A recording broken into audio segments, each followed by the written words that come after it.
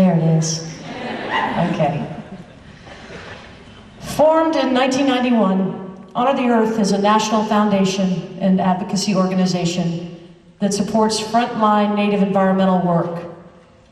Honor the Earth's mission is to increase funding and public support for Native communities protecting the Earth we all share. Honor the Earth's advisory board is 100% Native controlled, comprised of representatives of two national Native organizations, the Indigenous Women's Network and the Indigenous Environmental Network. Winona Laduke serves as Honor the Earth's program director.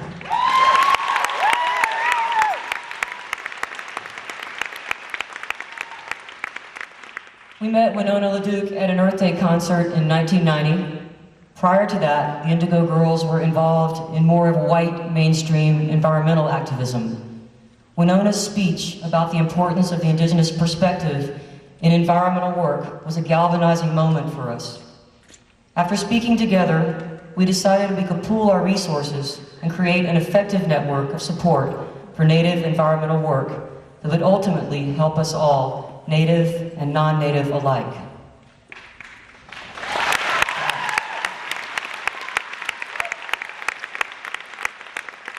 In many ways, the Native lens is the most important lens to see through when doing environmental activist work.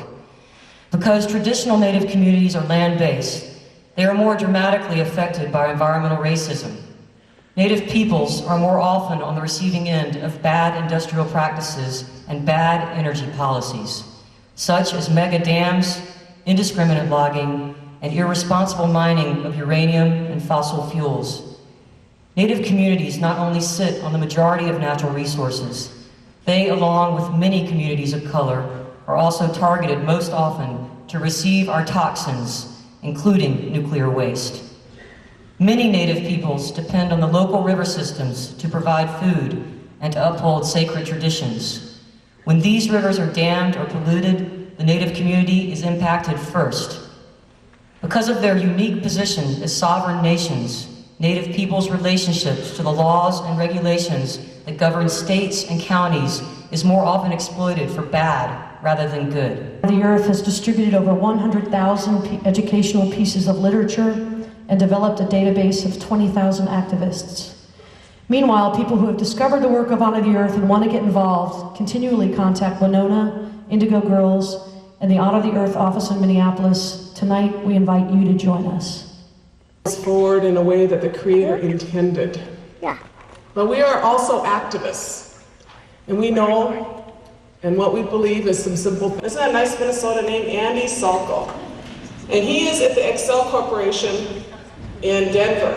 And check out, this guy is the guy who was in charge of buying wind power for Excel.